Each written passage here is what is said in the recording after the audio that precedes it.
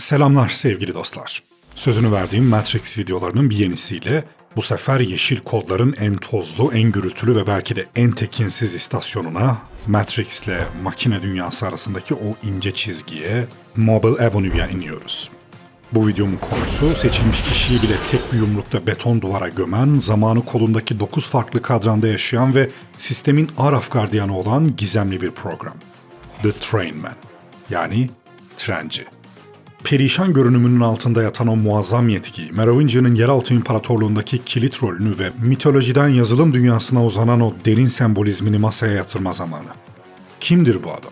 Sadece bir kaçakçı mı yoksa ne olduğunu söylemeyeyim, onu da bir zahmet videomu izleyerek öğrenin.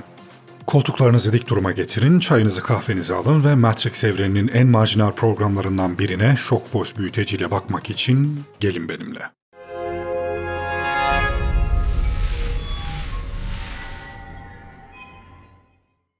Videoma geçmeden önce bu videomun sponsoru Mahir Bilişim'den bahsetmek istiyorum. Mahir Bilişim, yarım asırlık bir tecrübenin teknoloji yüzü. Bünyesinde gıdadan sağlığa, inşaattan bilişime kadar pek çok sektörü barındıran Mahir grubun bir parçası olarak bulut teknolojilerinden altyapı çözümlerine kadar uçtan uca hizmet veriyorlar. Kendi deyimleriyle bilişimin mahiri olan bu yerli oluşum, dünyadaki dijital yenilikleri ülkemize getirip şirketlerin verimliliğini arttırmayı hedefliyor.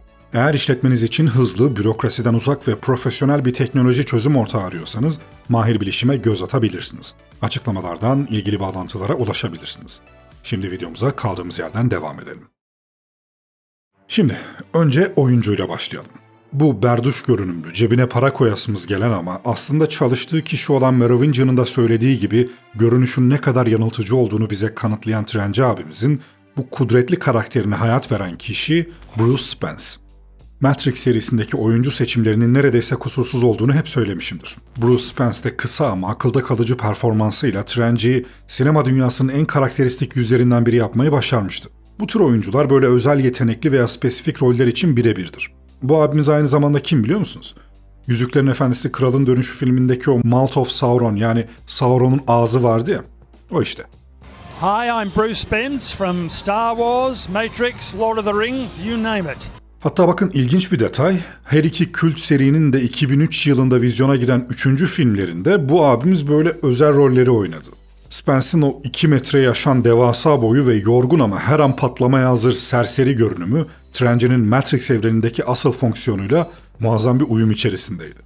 Teknik olarak Trenci, Merovingian'ın yeraltı imparatorluğunun lojistik sorumlusu, yani sistemin silinmeye mahkum ettiği sürgün programları makine dünyasından Matrix'e sızdıran dijital bir kaçakçı. Yazılım mimarisindeki Release Train, yani sürüm treni kavramının fiziksel bir tezahürü diyebiliriz. Mitolojideki karşılığı ruhları ölüler diyarına taşıyan kayıkçı Karo. Yani onun kodlarla yazılmış modern bir versiyonu. Şimdi her zamanki gibi karakterin serideki hikayesini hızlıca bir özetleyeyim, daha sonra da sahne sahne analizine geçeyim. Zaten seride oldukça kısa bir hikayesi var biliyorsunuz. Trenci karakteri de diğer pek çok karakter gibi ilk filmde olmayan serinin devam bölümlerinde gördüğümüz karakterlerden biri. Aslında onu ilk olarak serinin hikayesini teknik olarak tamamlayan Enter the Matrix oyununda gördük. Niobe, direniş üyesi Axel'ı kurtardıktan sonra bir metro istasyonunda Trenci ile karşılaşıyor. Trenci ona Zion'un makineler tarafından yapılan bir önceki saldırıda, yani 5. döngüde yalnızca 72 saat dayanabildiğini hatırlatarak aslında sistemin döngüsel tarihine dair o çok kritik bilgiyi veriyordu. Kendisini sadece olayları izleyen bir seyirci olarak tanımlamıştı. Seride ise onu ilk kez The Matrix Revolutions'ta Neo'nun kendisini tuhaf ve neredeyse boş bir metro istasyonunda bulduğu sahnede görüyoruz. Burası Mobile Avenue adı verilen Matrix ile makine dünyası arasında kalmış garip bir ara mekandı ve Neo burada ne kadar uğraşırsa uğraşsın sistemin kurallarını bükemiyordu. Neo istasyonda beklerken tren geliyordu ve içinden uzun paltolu, sakin ama otoriter bir adam çıkıyordu. Neo trenle gitmeye çalıştığında trenci onu sert bir şekilde durduruyordu ve buranın kurallarının farklı olduğunu açıklıyordu. Neo'yu trene almıyordu ve onu orada kilitli bırakıyordu. Trenci Neo'yu bırakmak istemez ve Merovingian'ın izni olmadan kimsenin buradan çıkamayacağını söyler ama Trinity silahını çekip Merv'ü doğrudan tehdit ettiğinde durum değişir ve Trenci el mahkum Neo'nun trene binmesine izin verir ve Neo'yu istasyondan çıkarır. Tren yolculuğunun ardından Neo yeniden Matrix'e döner ve kahinle buluşarak hikayenin ana çatışmasına geri katılır. Bu aşamadan sonra Trenci görevini tamamlamış bir kapı bekçisi gibi ortadan kaybolmuştu ve filmde bir daha görünmedi ama kısa süreli varlığıyla Matrix evreninin görünmeyen bir mekanizmasını, yani programların ve varlıkların sistemler arasında geçiş yaptığı gizli bir ulaşım ağını temsil eden bir figür olarak hafızalarda kaldı. Peki bu kadar kısa rolüne rağmen Trenci gerçekten de hakkında video yapmaya değecek bir karakter mi? Ne bakıyorsunuz oğlum? Videoyu yaptığıma göre belli ki cevap evet. Şaka bir yana videomu sonuna kadar izleyip buna siz karar vereceksiniz elbette ama ben her zamanki gibi iddialıyım. Zaten siz değerli Matrix delisi tayfa sağ olsun arkada oturan kör adam hakkında video yapsan yine izlerim gibi bir motivasyonla izliyorsunuz ama ben size her zaman içi dolu içerikler sunmaya gayret edeceğim. Dediğim gibi, Trenci karakterini ilk gördüğümüz yer Enter the Matrix oyununun içerisinde yer alan full motion sahnelerdi. Trenci'nin sahne sahne analizine geçmeden önce onun bu sahnesini inceleyelim önce. Niobe direniş üyesi Axel'ı kurtarma görevinin ortasında tekinsiz bir metro istasyonunda Trenci ile karşılaşıyordu ve Trenci ona 72 saat. Geçen sefer Zion sadece bu kadar dayanabilmişti diyordu. Niobe ne demek istiyorsun ve sen kimsin diye sorduğunda Trenci ben mi? Hiç kimse. Sadece yolculuğun tadını çıkaran bir seyirci demişti. Bu sahne aslında sistemin döngüsel tarihine, mimarın bile henüz itiraf etmediği o karanlık geçmişe dair önemli bir andı. Henüz seçilmiş kişinin bile tam olarak uyanmadığı, Morpheus'un kehanet peşinde koştuğu bu aşamalarda Trenci 5. Zion'un tam yıkım süresini biliyor. Buradan da onun sistemin eski ve köklü programlarından biri olduğu çıkarımını rahatlıkla yapabiliriz. Zaten Merovingian yanındaki sürgün programlar silinmekten kaçan programlar olduğu için sistem resetlenince bile onlara bir şey olmuyor. Böylece bazıları varlıklarını uzun süre muhafaza edebiliyorlar. Merv'in en sadık adamları olan şu iki programı hatırladınız mı? Sadece gümüş kurşunla öldürülebilen vampir programlardı. Vampirler çok uzun süre yaşayabilen varlıklar olarak bilinir. Merovingian ve yanındaki pek çok programın en az 2. Matrix'in inşasından beri hayatta olduğunu varsayabiliriz. Seraph'ın kanatlarının koparılmış olmasıyla ilgili repliklerse ilk Matrix'ten beri bile var olabileceklerini düşündürüyor. İsterseniz bir arada bu ilk Matrix versiyonları hakkında konuşalım. Trenci, Matrix evreninde sıradan bir görevli gibi görünse de aslında sistemin en kritik eşiklerinden birini kontrol eden bir program. Videomun ilerleyen dakikalarında detaylıca açıklayacak olduğum Mobile Avenue istasyonundaki konumu dolayısıyla diğer pek çok programdan ayrılıyor. Bu konum onun sistemin resmi yöneticilerinden biri yapmıyor ama sistemin karanlık lojistiğine tanıklık eden bir figüre dönüştürüyor. Yani mimar gibi tasarlayan biri değil ama Merovingian'ın kaçakçılık ağının parçası olarak döngüleri, yıkımları ve sistemin nasıl işlediğini dışarıdan gözlemlemiş bir tür eski tanık gibi. O yüzden bu 72 saat ifadesi de önemli. Şimdiye kadar Matrix külliyatımda defalarca gördüğümüz ve artık ezbere biliyor olduğunuzu varsaydığım bir durum var. O da Matrix'te bir rakam telaffuz ediliyor veya gösteriliyorsa bunun asla gelişigüzel bir rakam olmadığıdır. Peki bu 72 saat olayındaki 72 rakamı bize ne anlatıyor? Kesin olarak neye referans olduğunu bilemiyorum ama pek çok olasılık var. Babil Kulesi anlatısında insanlığın 72 dile ayrılmasını ve tek bir bütün olmaktan çıkıp dünyaya dağılmasını simgeler. Musevi mistisizminde Tanrı'nın 72 ismi evrensel düzenin anahtarı olarak görülür. Ayrıca 72 saat tam olarak 3 güne denk gelir ki bu da birçok dini anlatıda ölümle yeniden doğuş arasındaki eşik süresini temsil eder. 1 ve 3 rakamlarının da Matrix dünyasında ne kadar önemli olduğunu biliyoruz. Bu 72 saat meselesi bir yandan da ikinci filmdeki mimarın söylediklerini hatırlatıyor. Mimar Neo'ya Zion'dan bahsederken endişelenme bu onu 6. yok edişimiz olacak ve bu konuda artık başarılı olduğumuz söylenebilir demişti. Mimarın bu her döngüde makinelerin daha verimli hale geldiğine dair ifadesi aslında makinelerin yıkım performansının da bir ölçütüydü. Bilgisayar diliyle söyleyecek olursak bir benchmark. Makineler her seferinde insanlığı daha hızlı yok etmenin yollarını ararken Trenci bu istatistiksel tarihin kaydını tutan bir hafıza merkezi. Şimdi 3. filmde Neo ortadan kaybolduktan sonra kahin onun bu dünyayla makine dünyası arasında bir yerde kapana kısıldığını söylemişti. Bağlantıyı Trenci adında bir program kontrol ediyor. Matrix'te program kaçakçılığı yapmak için bağlantıyı kullanıyor demişti. Seride aslında Trenci ile ilgili bundan başka bir bilgi doğrudan verilmiyor. Ama fark etmez, biz buluruz. Morpheus, Trinity ve Seraph, kahinin güdümlemesiyle Neo'yu aramak için Trenci'nin peşine düştüklerinde onu buluyorlar ve kovalamaca başlıyor. Bu kovalama sahnelerinde Trenci ile ilgili 2 önemli detay var. Birincisi Trenci'nin kolunda 9 farklı saat olması. Bunun nedenini anlamak için Matrix evreninin zaman ve yazılım mimarisine şöyle biraz daha yakından bakmamız gerekiyor. Teknik düzeyde bu saatler trencinin kontrol ettiği tüm istasyonlardaki tren hareketlerini milimetrik bir hassasiyetle takip etmesini sağlıyor. Bu sayede takipçilerinden kaçarken yaklaşan bir trenin geçiş anını tam vaktinde hesaplayabiliyor. O kovalamaca sahnesinde bunu yaparak rayların üzerinden karşı platforma atlamıştı hatırlarsanız. Ama bu saatlerin asıl kritik görevi farklı işlem hızlarına sahip dünyalar arasındaki zaman senkronizasyonunu yönetmek. Mobile Avenue bu iki dünya arasında bir tampon bölge ve geçiş portalı olduğu için trenci sızdırdığı sürgün programların veri paketlerini bu farklı zaman dilimleri ve işlem hızları arasında doğru milisaniyelerde transfer etmek zorunda. Bu saatler Merovingian'ın neden-sonuç ilişkisine dayanan deterministik evreninin fiziksel bir boyutu. Trenci'nin dünyasında özgür irade ve seçim yok, yalnızca kesin bir tarifeye ve programa bağlı kaçınılmaz varış ve kalkış saatleri var. Şu sahnede Ramachandra istasyonda beklerken kolundaki saate bakıp trencinin geciktiğini söylemişti. Saati o sırada 6'yı 10 geçiyordu. Trencinin gelmesi beklenen saat muhtemelen tam 6'ydı. 10 dakikalık gecikmenin sebebini biz biliyorduk ama onlar bilmiyordu elbette. Ama trencinin 10 dakika öncesi kabul edeceğimiz sahnelerindeki saatlerinin hiçbiri aslında Rama'nın saatiyle uyuşmuyor. Trencinin saatleriyle diğer bütün saatler arasındaki tutarsızlık dediğim gibi onun konumuyla ilgili. Trenci taşıdığı yolculardan yani programlardan tamamen izole, yalnızca sisteme özgü özel bir system time diliminde hareket ediyor. Matrix içindeki zaman, insan zihninin ve bedeninin yaşlanma hızına uyum sağlaması için gerçek dünyayla birebir paralel yani birebir oranda akacak şekilde tasarlanmıştı. Ama bu tasarımın dışında bir yapı olan trencinin dünyasında işler biraz daha farklı. Bu yapıyı detaylıca ele almadan önce trencinin kovalamaca sahnelerindeki bir diğer ayrıntıya bakalım.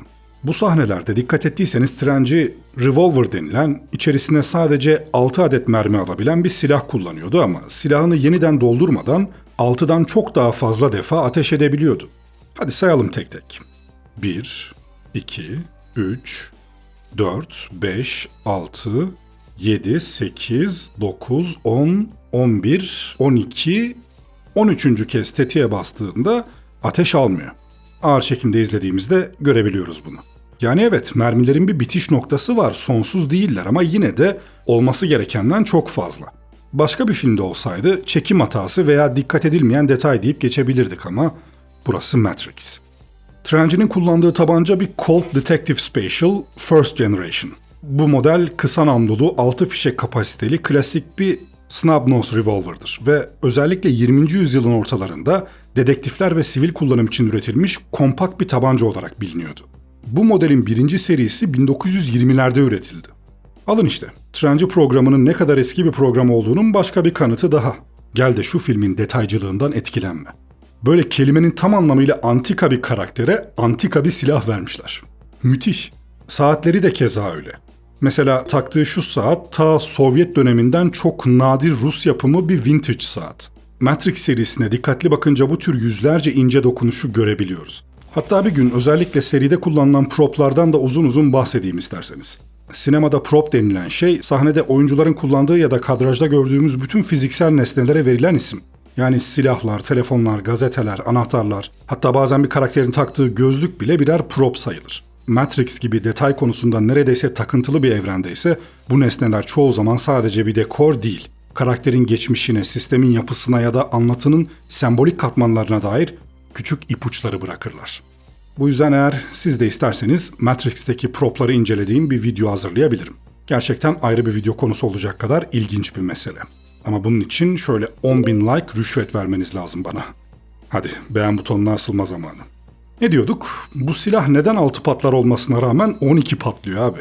Bu durum Trenci'nin tıpkı Mobile Avenue üzerindeki mutlak hakimiyeti gibi kendi yakın çevresindeki nesnelerin fizik kurallarını ve parametrelerini manipüle edebileceğinin en net göstergesi. Bu olayın tüm detaylarını Mobile Avenue kısmına geldiğimde anlatacağım. O yüzden şimdi çok fazla detayına girmiyorum ama kısaca özetleyeyim mevzuyu. Teknik bir perspektifle bakarsak ve en kolay anlayabileceğiniz şekilde ifade etmem gerekirse, Trenci abimiz kendi mekanında hile kullanıyor. Yani sanal dünyada sıkça rastladığımız bir infinite ammo cheat yani sonsuz mermi hilesini bizzat kendi koduna entegre etmiş. Etmesine ama şimdi detaylar o kadar güzel ki hem hilesi doğru düzgün çalışmıyor ve 13. mermide tutukluk yapıyor hem de dikkat ederseniz o sahnede yaptığı atışların tamamını basit bir şekilde ıskalıyor. Zaten silah kullanımına baktığımızda profesyonellikten eser yok. Rastgele amatör bir şekilde sıkıyor. Çünkü Matrix'te programlar her ne kadar sanal bir ortamın içinde olsalar da öyle GTA hileleri gibi bir yapıda çalışmıyorlar. Bazı mekanlarda veya bazı özel programlar, örneğin anahtarcı gibi, sistemin kurallarını kendi doğaları nispetinde esnetebiliyorlar ama sınırsız güç veya sınırsız kontrol gibi bir durum söz konusu değil. Her program aslında tıpkı insanlar gibi kendi doğasına uygun hareket ediyor. Trenci programı da bir savaşçı veya asker değil, yalnızca bir lojistik ve sistem yöneticisi programı olduğu için etkili bir şekilde silah kullanamıyor ve bunun için hileye başvurmak zorunda kalmış. Onun gerçek gücü aslında silahından ziyade kolundaki saatlerin senkronizasyonunda ve kendi yarattığı sonucudaki root yetkilerinde. Silahı burada sadece zaman kazanmak ve düşmanlarını uzak tutmak için kullandığı yazılımsal hilelerle desteklenmiş basit bir savunma aracı. Şimdi gelelim asıl sahnemize, yani trencinin asıl mekanı olan Mobile Avenue'ya. Trencinin kovalamacayı atlatıp onu oraya götürecek olan treni yakaladığı sahnede o trenin üzerinde loop yazısını görüyoruz. Loop kelime anlamı olarak döngü demektir. Yani bir sürecin bittiği yerden tekrar başlaması durumu. Trencinin mekanını açıklarken bu döngü meselesi sürekli aklımızda olsun. Şimdi asıl mevzunun yaşandığı o yere geldik. Trenci abimiz güç bela bir şekilde mekanına geliyor ve orada Neo ile karşılaşıyor. Neo diyor ki, geri dönmeliyim. Ne istersen öderim. Önce böyle tatlı tatlı halletmeye çalışıyor. Bakıyor ki trenci hiç siklemiyor. Bu sefer tehdit edercesine konuşmaya başlıyor ve diyor ki, öyle ya da böyle bu trene bineceğim. Canını yakmak istemiyorum. Ah canım ya. Tabi koskoca seçilmiş kişi bulutların üzerinde süpermenlik yapıyor. Tek yumrukta 50 tane ajanı yere seriyor. Şu garibin berduşa vursam yarısı boşa gidecek. Amca git belanı benden bulma şeklinde düşünüyor ama Trenci abimizin yanıtı belki de serideki en efsane yanıtlardan biriydi. Anlamıyorsun. Burayı ben yaptım. Burada kuralları ben koyarım. Burada ben tehdit ederim, diyor ve Neo'yu tek yumrukta Allah'ına kavuşturup Mayıs boku gibi duvara yapıştırıyor. Neo'yu ilk defa onca gücüne rağmen yerden bile kalkamayacak durumda gördüğümüz o anda da o meşhur repliğini söylüyor. Down here. I'm God. Tövbe de Allah belanı vermesin. Bizim oğlan onlar oradan gidene kadar bu şekilde yerde kalıyor. Peki neden? Neo neyi gözden kaçırdı? 40 yıl düşünse aklına gelmeyeceği bir görünümdeki adam tarafından nasıl böyle kolayca ve gurur kırıcı bir şekilde alt edildi? Çünkü Neo bu aşamada bile henüz gerçek benliğine ulaşamamış bir durumdaydı. Bunun gerçekleşmesi için makineler şehrine gitmesi gerekecekti. Peki bu nasıl oldu? Trenci'nin Neo'yu kolayca alt edebilmesinin nasıl mümkün olduğunu anlamak için öncelikle içerisinde bulundukları ortamı anlamamız gerekiyor. Mobile Ave her şeyden önce Matrix mimarisinin rasyonel sınırlarının tamamen dışında adeta sistemin kör noktasına inşa edilmiş dairesel bir hapishane. İstasyonun adı olan Mobil, teolojik bir bekleme alanı olan Limbo, yani bizim Araf dediğimiz yerin mükemmel bir anagramı. Bu mekanın en önemli teknik özelliği topolojik olarak dairesel bir yapıya sahip olması. Yani bir kişi tünel boyunca ne kadar hızlı hareket ederse etsin, kaçınılmaz olarak başladığı yerin tam zıddındaki girişten tekrar perona çıkıyor. Yazılım dünyasında bu dairesellik bilgisayar programlama mantığındaki while loop döngüsünün, yani belirli bir şart sağlanana kadar talimatların sonsuza dek tekrarlanması işleminin Matrix'teki karşılığı. Trenci'nin bu alanda kurduğu sistemde exit condition, yani döngüden çıkış koşulu Merv'ün iznine tabi. Bu dijital izin olmadan tünel her ayrılışın bir varışa dönüştüğü geometrik bir paradokstan ibaret. Peki Neo neden burada güçsüz? Çünkü dediğim gibi seçilmiş kişinin veya başka programların güçleri büyülü bir mucize değil. Matrix'in kaynak kodundaki anomaliye dayalı yazılımsal bir yetki meselesi ama Mobile Ave mimar tarafından değil, bizzat Trenci tarafından onun protokollerinden bağımsız olarak inşa edilmiş bir yer. Bu durum teknik olarak bir Windows programını Mac işletim sisteminde çalıştırmaya zorlamak gibi. Neo'nun anomali kodu bu yabancı sunucuda uyumsuzluk yaşıyor ve geçersiz kalıyor. Trenci bu izole edilmiş sunucunun root, yani kök kullanıcısı olduğu için yerçekiminden fizik kurallarına kadar her şeyi manipüle edebilecekken Neo burada yetkileri kısıtlanmış bir guest user, yani misafir statüsünde. Kısacası o meşhur tek yumruk Trenci'nin kas gücüyle alakalı değildi elbette. Morpheus abimiz aslında ilk filmde bunu Neo'ya o meşhur dojo sahnesinde "Sence seni yenmiş olmamın bu yerde kaslarımla bir ilgisi olabilir mi?" şeklinde mükemmel bir biçimde izah etmişti ama Neo abimiz dersi tam dinlememiş. Hocayı dinleyeceğine hala kırmızı elbiseli kadına bakarsan böyle tek yumrukta duvara çıkartma olursun. Yani özetle burada trenci kendi yarattığı evrenin matematiksel kurallarını seçilmiş kişinin üzerine bir balyoz gibi indiriyor. Peki Trenci abimize 3. filmden sonra ne oldu? Hatırlarsanız Ajan Smith Sati'yi son sürgün olarak nitelemişti.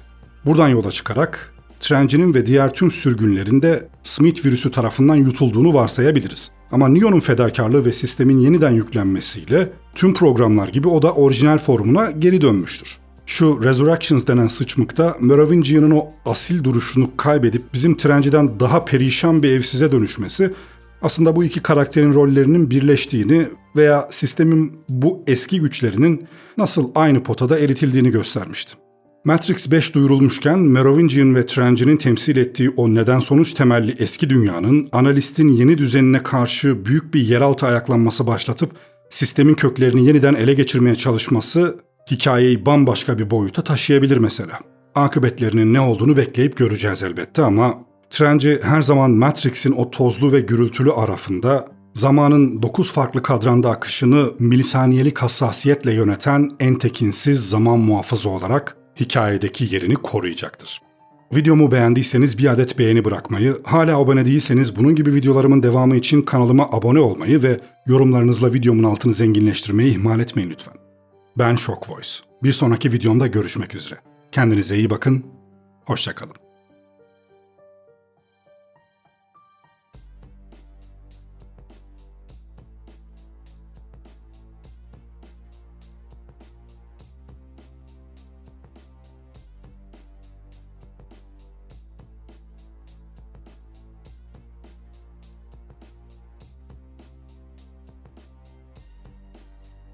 Birincisi Trenci'nin kolunda 9 farklı saat olması.